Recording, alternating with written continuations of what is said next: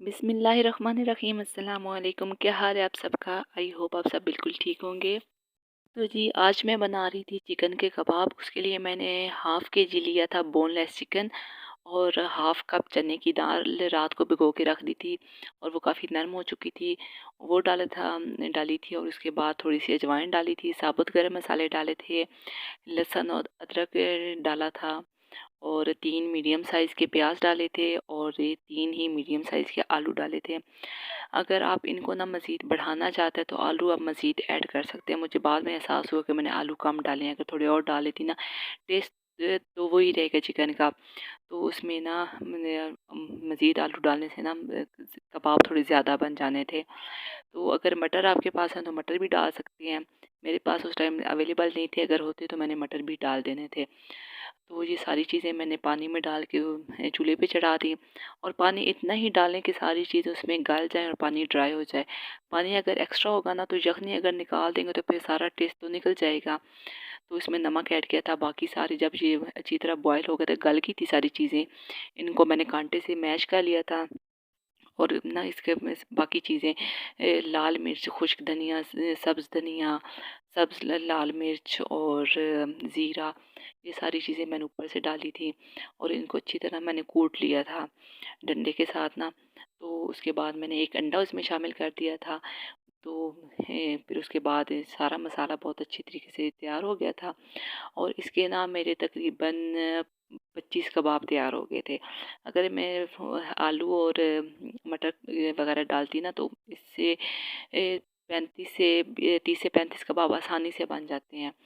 अब मैं इन हाथों पे ऑयल लगा के इनकी टिक्कियाँ बना के रख रही थी और ये सहरी और इफ्तारी में बहुत मज़े के बनते हैं।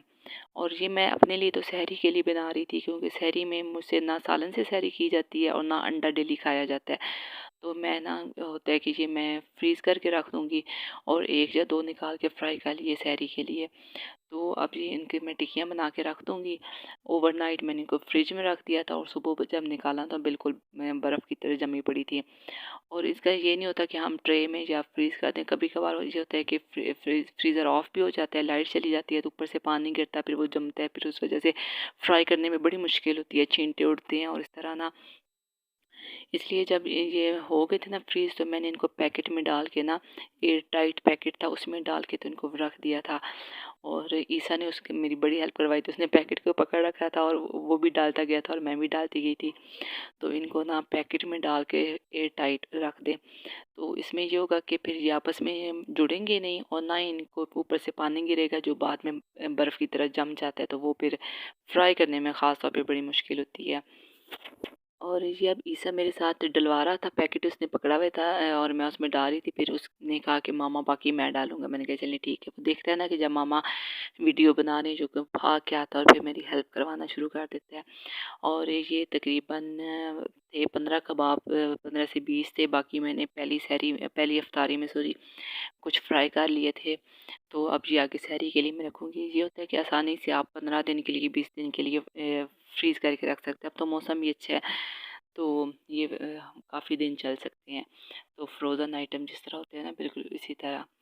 और ये मैं अब उनको फ्रीज़ कर दिया है और जब इनको फ्राई करना है ना तो इनको अंडे में डिप करके भी फ्राई कर सकते हैं और आप थोड़ा-सा ना बेसन घोल लें और उसके अंदर भी डिप करके फ्राई कर सकते हैं। मैं तो बेसन के अंदर करती हूँ क्योंकि मुझे अंडा इतना पसंद नहीं है, तो अंडे की जब अंदर मैं डाला था लेकिन ऊपर से उससे ना डिप करके फ्राई नहीं करूँगी, क्योंकि मुझे ना फिर थोड़ी स्मेल आती है अंडे की, मुझसे फिर खाए नहीं जाते।